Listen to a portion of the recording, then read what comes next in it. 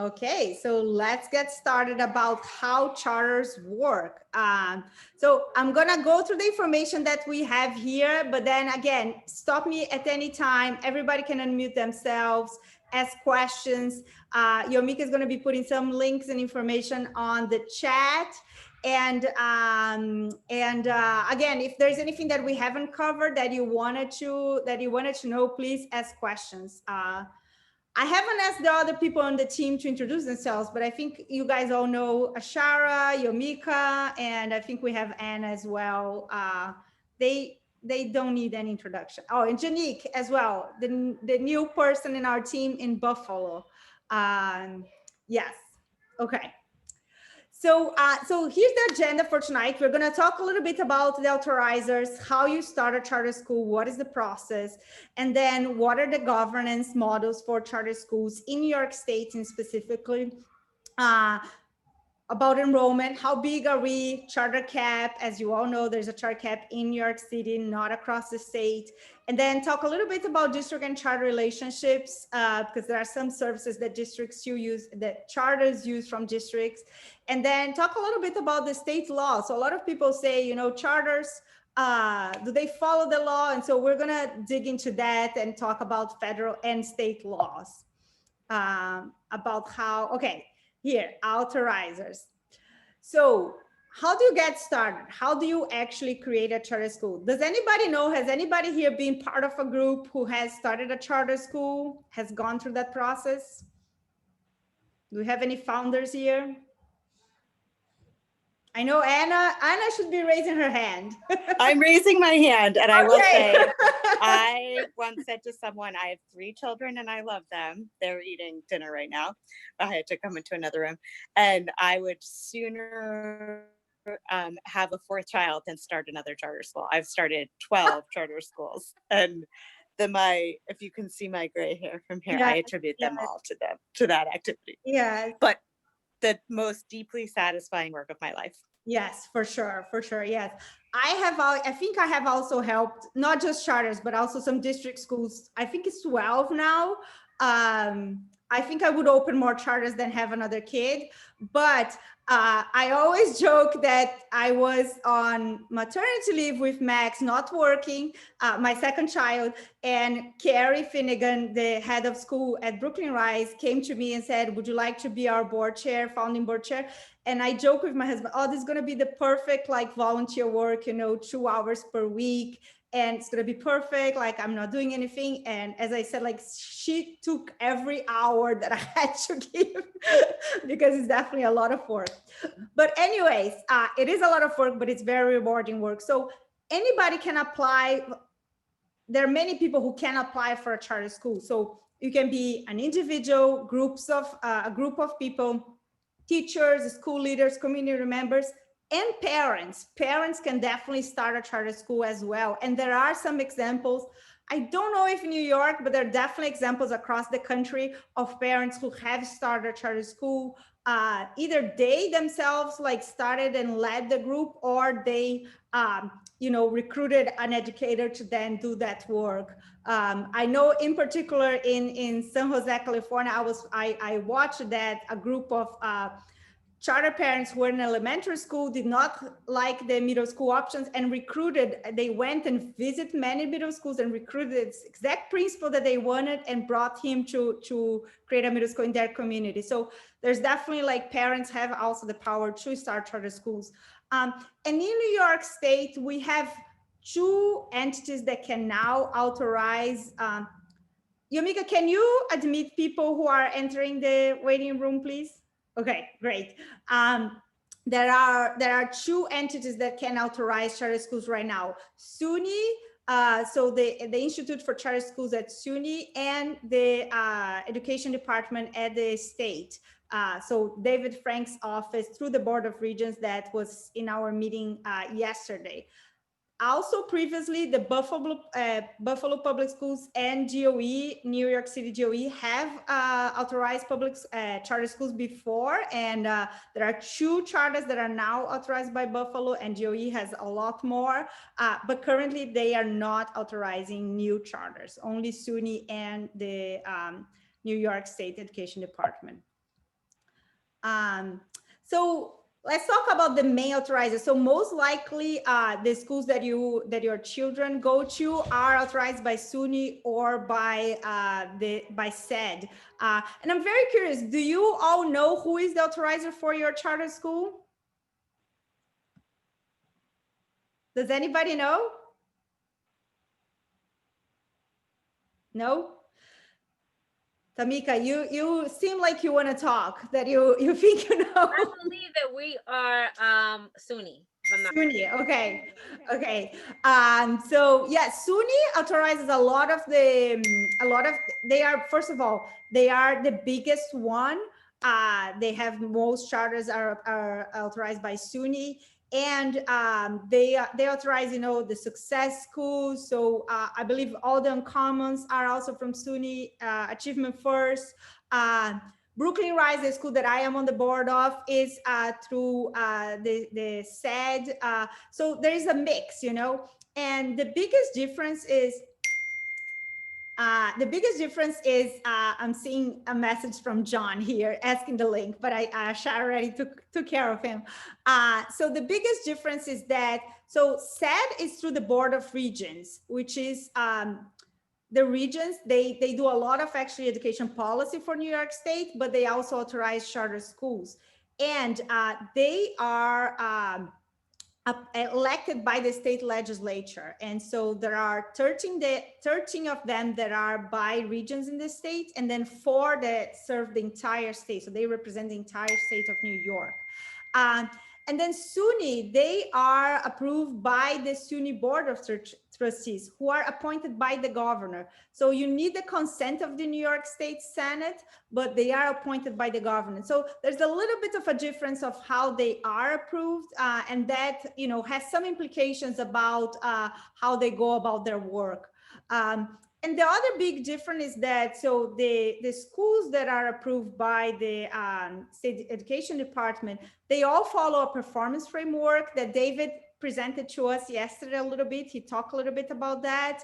And then SUNY, each school has their own accountability plan. So it's like they have a contract. They actually call a contract with SUNY about the metrics that they need to meet. Any questions about SUNY and SED? So about charter governance models. So a little bit about governance and operations. So the biggest difference between charter schools is that they are overseen by a volunteer board. So every charter has a volunteer board of people who, give their time to oversee that school. And they all must be approved by your authorizer. So for example, when my school was being approved, my entire board had to go to Albany, and we were all interviewed for many hours by SED and David Frank's team. But it's still a volunteer board, which is different than, if you are a district school, you are being managed by the district staff, right? And they are independent from from the school district. So they have a lot more flexibilities on how best serve their students, how to manage their staff, and also how to interact with families. And the biggest difference, I think, that between charters and districts is that they operate under a time limit contract. So every few years they are reviewed, and then they are either renewed the charter or, shut down. And New York has actually a long history of shutting down schools. I don't have the number here, but it was in a previous version of this presentation. I think it's almost 30 schools that have already been closed, but it's definitely a large number of schools that have been closed because one reason or another, they have not met the standards that their authorizers put for them. And one more difference, a characteristic that we can talk about charters is that some of them are managed by, it's just a single school, right? It's an independent school. And some of them are part of a network. So we have charter management organizations, like, for example, we have people here from Uncommon, from AF, who are management organizations. So they are networks. And some of the charters are given to the network or to specific schools. So the main thing that I think is the spirit of the law of charters is that charters have a lot more flexibilities in exchange for more accountability. So they have a lot more freedom on how they can do things, but there's going to be a lot more accountability on you. So as I mentioned before, like every few years, you know, that you're really going to be reviewed, and then there's a decision if you're going to continue operating or not. So the main freedoms that charters have is around curriculum, staff, and their operations. So for example, they can, you know, set a different length of the school day or the school year, as long as they are meeting the minimum by state law that we're going to talk a little bit about later. But they have a lot more flexibility in how they can, you know, shape the culture in their schools, or how they can set their operations.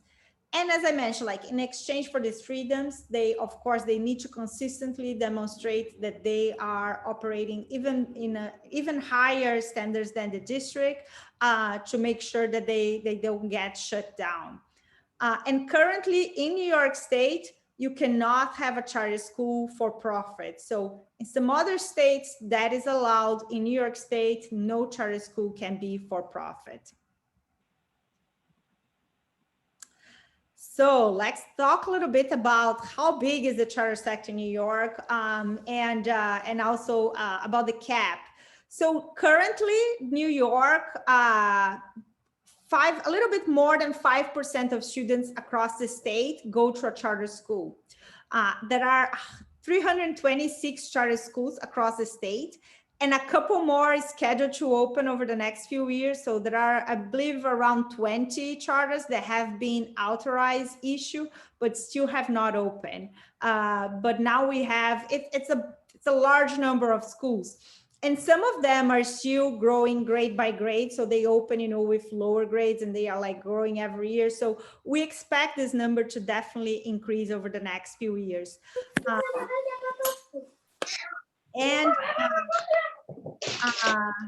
gonna put my friend here on mute. We have more than 147,000 families that are now enrolled in charter schools. And we would have a lot more if there was no cap, because there are a lot of families who are on wait lists, and there are no like set numbers or I should say reliable numbers across the entire state. There are some about New York City, but it is definitely a large number. And I think you all know that some charter schools have long wait lists and receive like 3 or 4 times more applications than they have seats for that, for their students. So here again, just, cap. Let's talk about the cap here. So there were two laws that were passed about that allow charter schools to be created. And the last one was in 2015 that increased the cap. And so they increased the cap overall, but then they set a number specific for New York City. And for New York City, it was 50 additional charters. And they like went really fast. So there were 50 charters that were approved for New York City, and currently you cannot open a New York City, a new charter school in New York City. So there are no charters available for New York City. For outside New York City, other areas across the state, you actually have still 96. So it is possible to open charter schools across the state, just not in New York City under the current legislation. Any questions? If anybody has any questions, please just unmute yourself and raise your hand. So talk a little bit about charters and districts. So the idea of creating charters was really intended that they would, you know, have the freedom to innovate, to test different things, and that could improve education overall, right?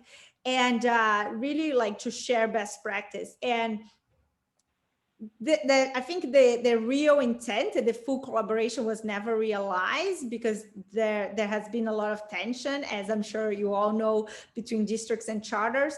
But there has also been some work on collaboration as well. I myself has been part of two charter district compact work where everybody in a region come together, you know, in Boston and also in California, and we all share our practice, and there are working groups and all of that.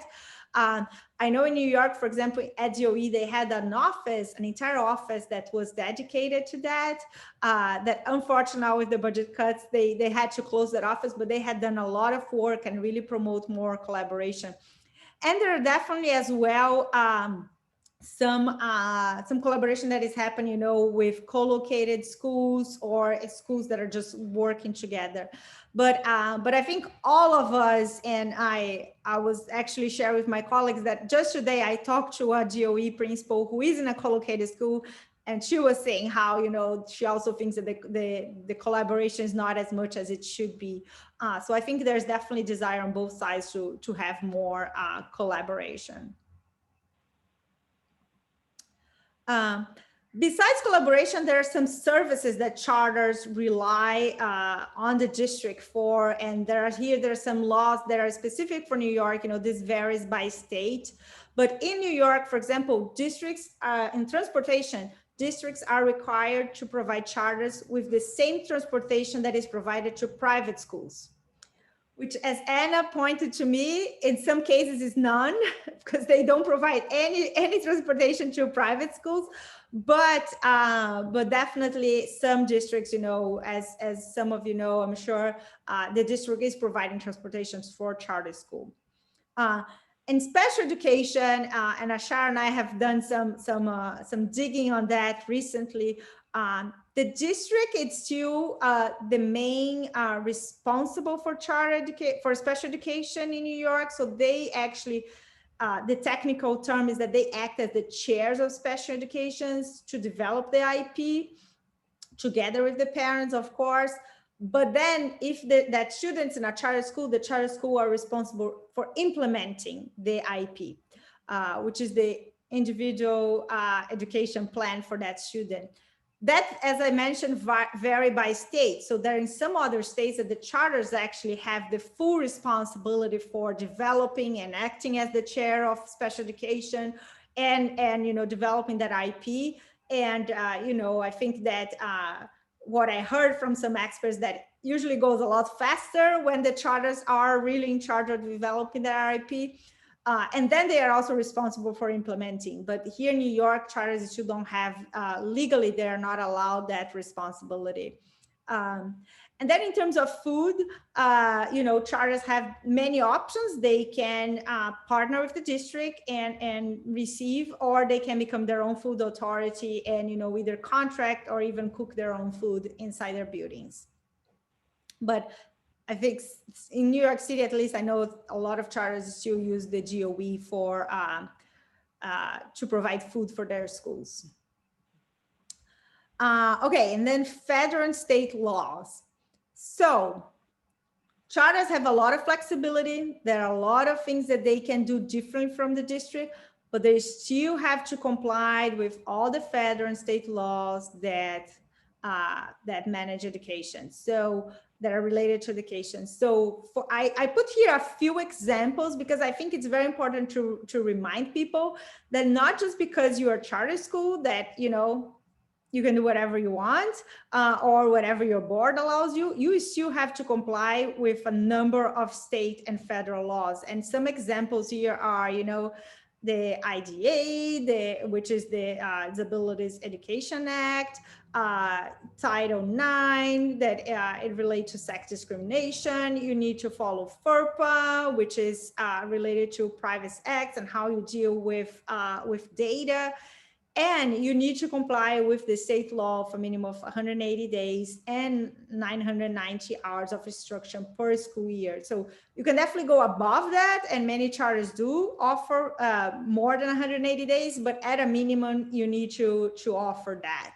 So again, you have some flexibilities, but you know, there's still some federal and state laws that you must comply with, and that your authorizer is going to be looking every few years if you did that. So that's what we had for all of you for how charters work. I would love to open up for questions and discussions. And I'm gonna just show one more slide, which is we are doing this, what we call advocacy boot camp. So really to share with parents all the information and knowledge that we think can be helpful for you to be a better advocate for your school of choice. Here are the dates. We try to put a lot of different dates. There's even some on Saturdays. And different topics. And so we really encourage you to look at the schedule. If you are not on our Facebook group, please join. I'm gonna ask Ashara or Yomika to please put on the chat. And then there is a registration form for this boot camp where we ask you to tell us who are your elected officials, because then we can help you schedule time with them so you can share your story and your experience with your charter school.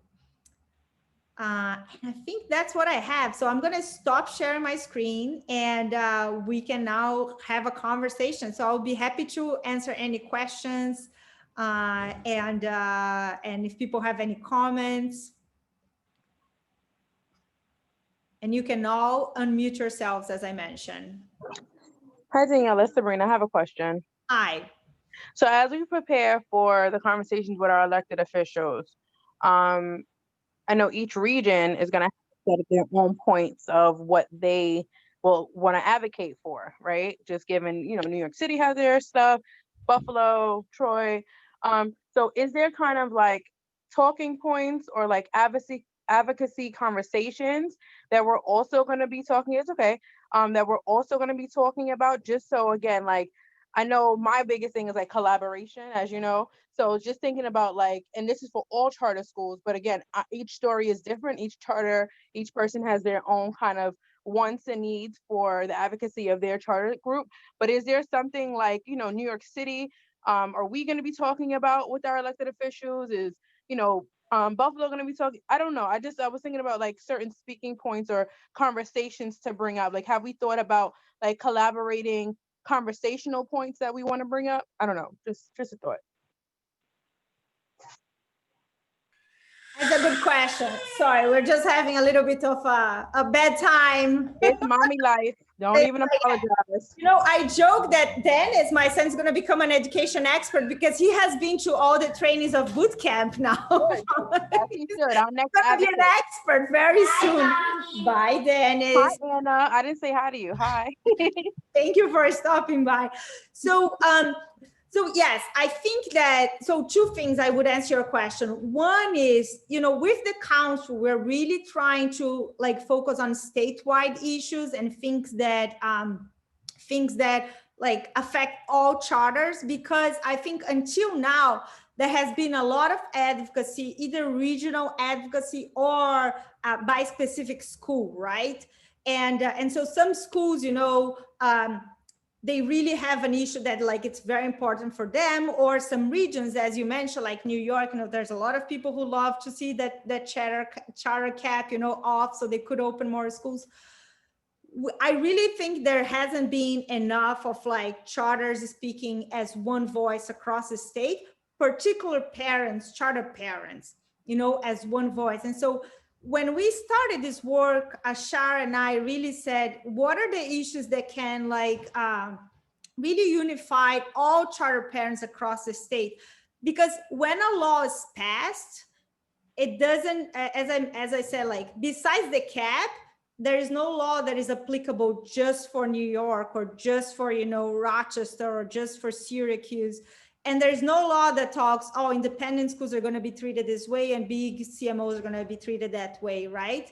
And so it's really important for us to like be advocating for the issues that are across the board, statewide, that have like a huge impact on our schools. But I do think that, of course, when you go talk to your elected official, we talk about that in some previous boot camps, right? What issues is he or she interested in? What issues are they working on, right? And you can always talk about issues in your community because you're there as a constituent. And, education is one aspect of our lives. And, for most of us who have kids is the most important, but there are many other issues, right, that we care about. And so I think that of course, you should go and talk about other issues that are important for you and your community as well. Does that answer your question?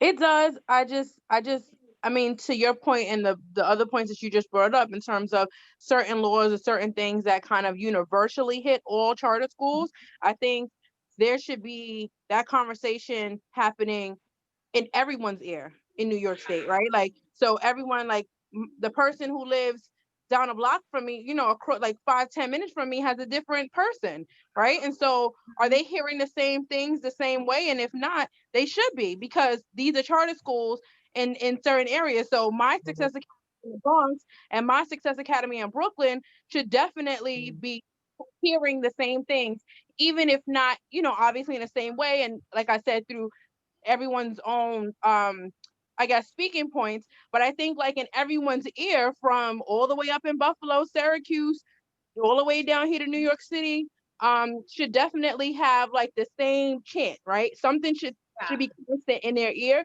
And I'm just asking what that is. I'm asking that because is it a monetary budget thing, right? Which may not affect Buffalo as much as it does New York City. It's, you know, and I'm not saying that to throw shade or nothing. Buffalo, don't come for me. I'm just saying, like, you know, there's certain things where like Troy, Rensselaer, you can open up a bunch and there's a lot, but why aren't they being open? What's holding them from opening these schools? Because I know my parents live in Albany and my sister went to high school up there. So I already know like what's holding them back. Is it political? Is it community based? Are people not going and voting correctly? Like, what is it that we should be hearing, right? Why is there a cap in New York City when there isn't a cap for the same demographic and type of people in other parts of New York State? Like, what's holding that, right?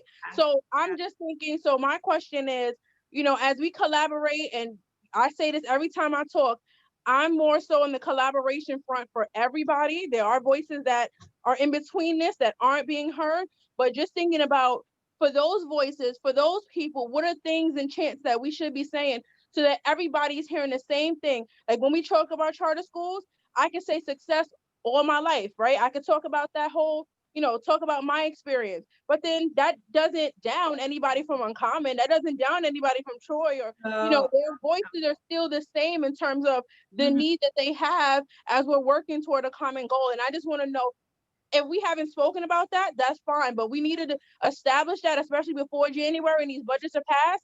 What is that common theme? Like if we go to Albany, if we had a chance to do a drive-by in our cars and we honk and chant, I'm just putting that out there, like they did for birthday parties all summer, right? So what can we put on our cars and what can the chant be so that everyone's hearing us the same way and not looking at us from Buffalo, New York City, or she's a Troy person or she's a New York City person? What does that look like? Yeah, no, you see Yomika and I laughing because like, oh, Yomika, you're on mute. You see us laughing because you're like asking for a legislative agenda, and I love it. Like we're gonna have a legislative agenda for sure. Yes, I'll let Yomika answer this because that's what she's the woman for that. So first of all, I just want to say, Sabrina, whatever we do, you're going to be at the leading the pack, okay? All right? You are fired up, and I love it. So that's exactly what this boot camp is about, right? It's to bring together people who are ready to hit the ground running when we come up in January and February, and we need to advocate for good schools, for education in general, right, for empowering and educating parents. Educating legislators directly from parents. The talking points, what you would say, all that gets developed. You'll have that for the folks who come through all the trainings and are ready to hit the ground. And you're exactly right. It's going to be a combination of all the things we've talked about. If you're from Brooklyn and you're meeting with your representatives from that cover Brooklyn, you're going to talk about your school, what's going on in your community. You're also, right, the point is to also talk about all of those statewide, charter community-wide, education in general issues, right, that we want to talk about and impact us and things that we want to change and want representatives to be responsive to. So it'll be all of those things. It'll be customized. You'll talk about customized what's happening for you. The idea is right now, right, the first thing you want to do is those of you who haven't made contact yet, developed a relationship at all with elected officials in the Senate and the Assembly. I'm just going to focus on them right now. The first step is to say hello, right? What we don't want, though, and the purpose of this advocacy boot camp is for you to go in there and feel absolutely empowered, right? You say hello, right? You go in there already knowing all of this, a lot of this information about what's going on with charters, how they work, how the budget process works, who you're meeting with, how finance works, right? But initially, you're going in to say hello. I'm Yomika. My child goes to KIPP Albany, and charters are important to me. I want to meet with you. I want to talk about charters. I want to talk about education in general, and I want you to know I'm one of your constituents and what's important to me in your district, in your community, right?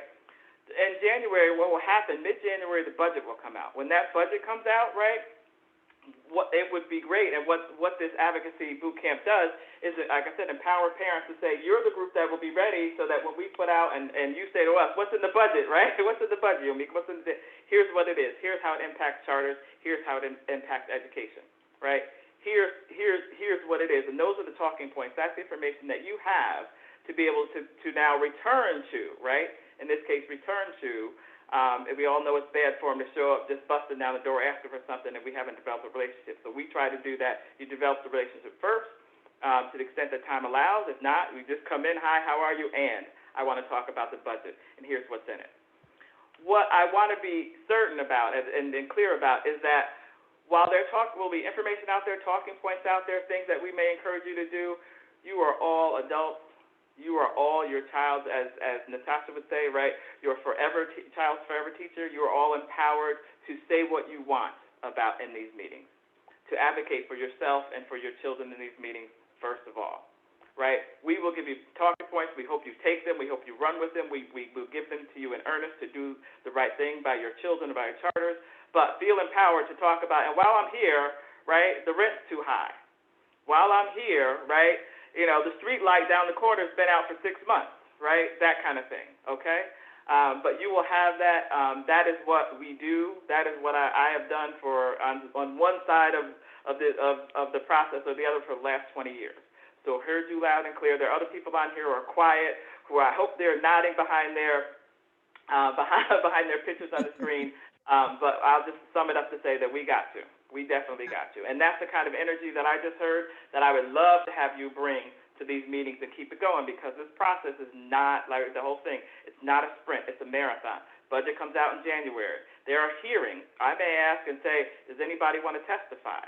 Which means, in post-COVID world, that means you go to Albany, you sit down in front of a microphone in front of the dais where there could be 30, 50 members of the legislature, and you say to them directly what you want to say to them and testify. The thing is, they ask questions back as well, but it's a powerful opportunity to say, right, get the world's microphone and say something, say what you want to say. That's the most powerful point of advocacy. That's just the hearing. Then they're going to negotiate the budget. That's when, drive by, honk the horns, because you want to make sure they heard you, right?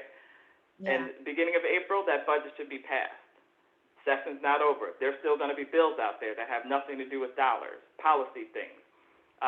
Concerning special education, concerning charters in general, concerning education in general, that we're going to update you on, you may want to advocate for. So you go back again, you continue the advocacy, right? And again, a marathon, not a sprint. Okay. I had two more things. I think one that is very important is also we're gonna see the budget, as Yomika said, and we're gonna say, okay, we want more money here, we're gonna have a position about things that we want. But also, if you remember the last training we did, there are anti-charter bills, right? And so we're also gonna try to stop some bills who could come after our freedom to, on some of the flexibility that charter has, or on our funding. So there's this work as well. And the other thing that I was going to say is that, we want to give you guys information, but we're not going to give you like a script and talking points, It's, as Yomika said, you're all adults, you're all constituents, and you all should go there and say what you believe. And so we want to give you all the information, but I think from the beginning, like Ashar and I always said, we wanted this to be parent-led, and you all should really be kind of driving our agenda. We are just trying to sometimes it's so hard to understand what's happening in Albany. Even us who this is our full-time job, sometimes I'm like, Mika, can you explain this to me? So we are just trying to bring as easily digestible as possible the information, but then you all should go there and tell your experience about your school, what you like, what you need more, and and we're definitely going to have like information for you about what is affecting all schools for sure. Thank you. For that, if you want to meet with your elected officials and if you want us to help schedule and all of that, please, please, please find who are your elected officials and tell us, put on the registration or write here on the chat. I already have for Deborah, I already have for Sabrina, but everybody else who is here, hi, Anna, Anna's son, Jamal, Sadesha, please, Tamika, please, please, I don't know who is this person here, UJ, please like fill out that form and tell us who are your elected officials. We need to know who is your New York State Senator and who is your New York Assembly member, so we can, help, and we can do some research for you, like tell, okay, this person is in this committee, right? This person really cares about health. This elected official really cares about, housing, NYCHA policy. So we can help you a little bit prep for that meeting. So when you go there, you're ready to play the best game. And I will say, of all the people who will be advocating during session, and there will be lots of people. There will be people who will say exactly the opposite of what you might want to say. So if you don't show up and you don't sign up, believe me, there will be somebody there already. They're already signed up. They're already ready. And they're going to say, shut down the charter schools. Curtail what's happening now. Don't allow expansions. Shift the, eliminate authorizers. All these bills are out there. All these things are out there. If you want to advocate to support your schools, to support more charter schools, I can only urge you to sign up, to register. If you can't do you don't have to do every meeting and every part of the advocacy if you could do one part, but I would also encourage you that if this is of interest to you and you know that, you have other parents at your children's school or parents in the community who are like-minded, encourage them to become part of the advocacy as well. This is the advocacy equivalent of voting, right? We need to vote and we need to talk. Once they're voted in, we need to follow up with our elected officials and talk to them about what's important. Because if they don't hear from you, believe me, they're hearing from somebody else, and there's no counter voice to that. And you speak best for yourself. So. Yes, on today is Thursday. On Tuesday, for those who were here on Tuesday, we showed you a video of like a New York State senator who was elected, who had like not charters and put on Instagram. So like, it's real, like people are really, as Yamika said, like advocating for no charters, no funding for charters, all those bills that can really prevent us from doing the work the way charters work now. So it's really, really important to make sure that they are also hearing, the good work that is happening and your experience.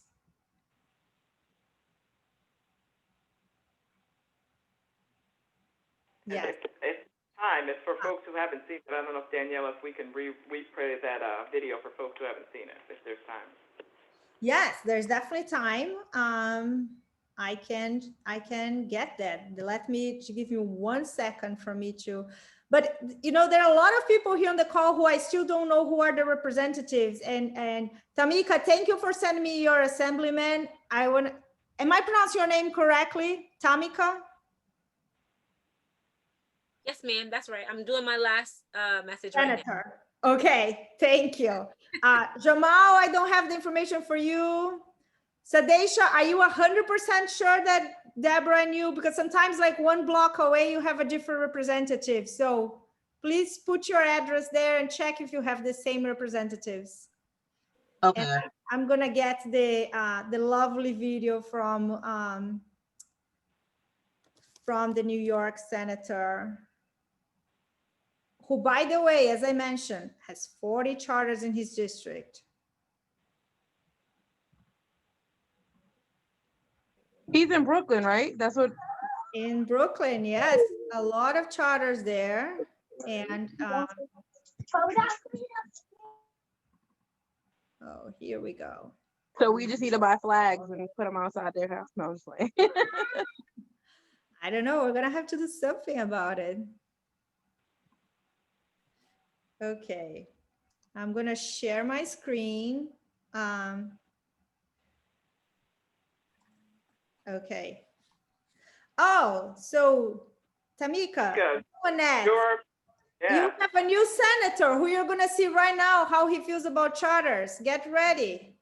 Can somebody, Ashara or somebody, please? I think we are saving the chat, right? I just want to make sure that I have the names here of the representatives. I'm usually taking notes, but thank you, Ashara.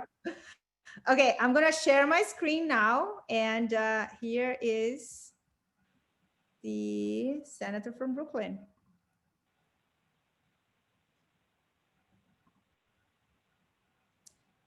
There we go.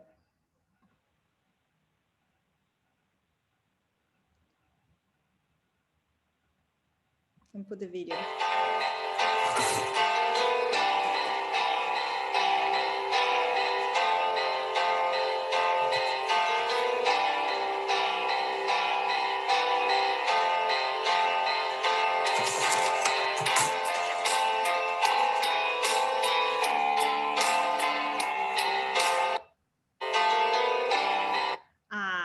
Yes, so that's the video. So we all agree fully funded. I'm with him on that for sure. But I mean, I think actually there are 44 charters in his district. How can you say that like, what is the deal? 44 schools in your district. We need to have a conversation with the 44 communities of the schools, right? This concerns me because I didn't even hear about this. Like, you know, like when something happens, like with any senator, like, I mean, with anybody running, and it's like you kind of know the bad before the good. I didn't hear any uproar about this. Like, this wasn't even trending on Facebook that I know of. You know, like some people just put everything out there. This wasn't out there. I'm surprised for New York City and especially Brooklyn, who has a lot of political pull in a lot of ways. I didn't hear anything about this. It's not even trending on like in the Bronx to say, oh, look at how people, representatives in Brooklyn are saying about, you know, are affected. Like I don't know. This is weird to me. I never saw this trending. Like when, how soon, how long ago was this? You know, I also surprised I didn't see this. It was actually back in June, so he was still campaigning. I agree with you. And I think that, you know, some elected officials have a lot more incentives to actually be anti-charter than pro-charter, right? Because there are more people, as Yamika said, like going there and talking, you know, negative about charters than people like you all who are, your kids go to charters, going there and saying, you know, that's the experience that I have with my school. It's so funny. We hear so much criticism about charters, about special education, and every meeting that I have with you guys, all you guys want to talk about special education. My kids is a special education child. I receive the services. Like, so, you know, you would think from not being in these conversations that charters do not serve special education children, right? But all the time, I mean, I have not had one meeting of this parent council where special education has not been mentioned. It's always the first thing that you all want to talk about, which shows that there are many charter parents with children who have special education who are being well served at our charter schools. So, but yes, as Yamika said, there are a lot of more, I think, incentive for elected officials to be anti-charter now than you know, necessarily to be pro-charter. I just want to add that Jackie just dropped into the chat. Thank you, Jackie. A recent Twitter comment about another elected official, this time Congress member-elect Jamal Bowman on CNN talking against charters. So she dropped that in the chat under Twitter.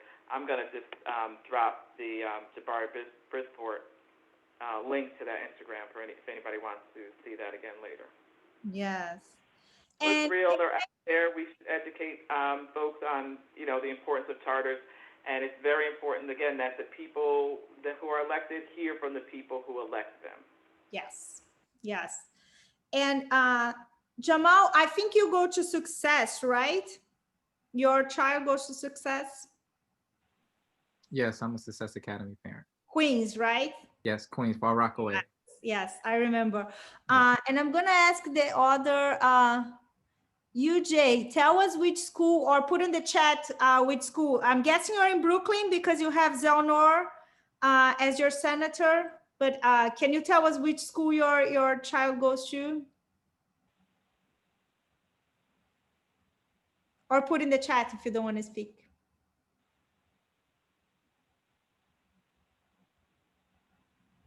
Okay. And Sadesh, I know it's Troy Prep as well in Albany. Yes, Brooklyn. Oh, Ivy Hill Prep. Okay, great, great. Yes, so I think that's what we had for tonight. Do people have any other questions, comments? Has anybody here already met with their elected officials? Deborah, I think you have met, right? You know your elected officials personally. Yeah, I know both of them actually, just from doing other stuff in the community. Yeah. Does John anybody else McDonald. knows them there? Yes, I think that, well, yes, I do know, but just a quick comment. I think this is the best time to get to know your elected officials, the holidays, just show your face. You don't have to push, well, I feel like our approach here in Far Rockaway is we don't push the Success Academy agenda. We push the Far Rockaway First agenda, and then we slide in our school agenda, because we tend to overwhelm them from a network perspective. So when we meet them on the ground, we want them to see us as a person other than just somebody representing a network or charter school. I believe in our experience here in Far Rockaway, we have a couple events coming up with our electeds virtually. So, you just have to hit the ground and, like they do, kiss and shake hands and hold babies. We can work the same system against them to try to get them involved. And, that's just our, course of action out here. Amazing. Yes. Yes. I mean, Jamal is a pro. He should be given the training. He doesn't need to be taking this training. He and Deborah can be leading the training. Next round, I'm Yumika. Next round, they are going to be leading the training, not me. Yeah, no, that's perfect. It's a perfect time. And as you said, like, yes, success is so big, sometimes like, yes, let's talk about other stuff. I know that there was a parent here. I'm not going to remember now the name, but she did a lot of work around public transportation and safety because her kid was getting out of school and, there was a car accident. And so, you can do advocacy in so many other areas as well, but all of that, then they know you are a charter parent, right? And you said, I'm doing this work here, but I'm also like, I deeply care about my school. So. Okay. Any final questions? Anything else that people want to ask?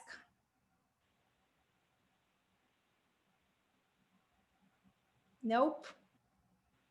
Okay.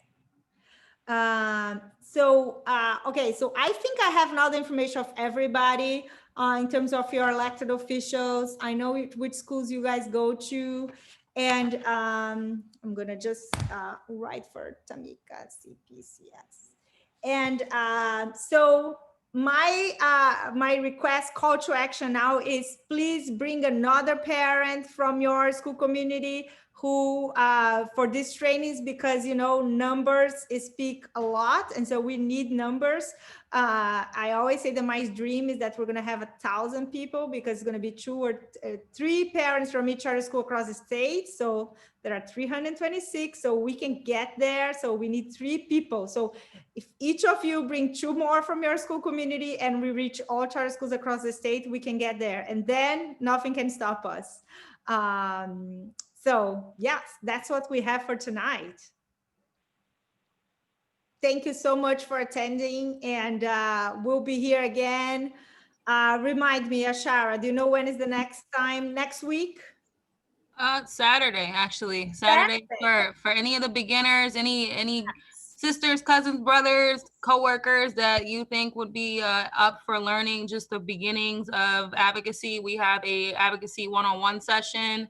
Weekend Warriors, myself and Natasha Cherry Perez, we're going to be holding it down 11 a.m. I'll make a post on Facebook, but please join us. Yes. And if you are not on our Facebook group yet, please join. The link was here in the chat.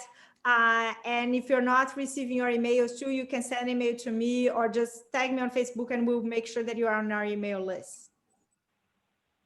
Okay. Thanks, everybody. Be Thank safe. you. Bye, Bye. everyone. Anna, we also have some education experts in your home now. Look at Donna. Generation of charter advocates, my kids and your kids. Hey, Madeline, you want to say hi to Adonis? Adonis, you want to say hi to Madeline? Oh, hurry up. Hurry up. The next generation of charter advocacy right there. Yeah. And the boys that run away.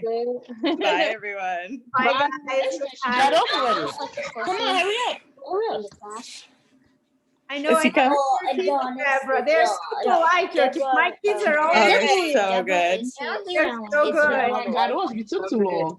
Oh, wait, he's here. Hey, here she Adonis, goes, come back. Madeline, you want to say hi to Adonis? He was there. Hey, Adonis. I'm going to tell his secret. I'm going to tell her. No. All right, never mind. You think that he's going to marry your kid, Anna? Parent power to the max. You think he's going to marry her and they're going to live at my house? Well, hey, better than my house. Good night, everyone. Bye, guys. Bye. Good night. Bye, everyone. Have a good night. Good night.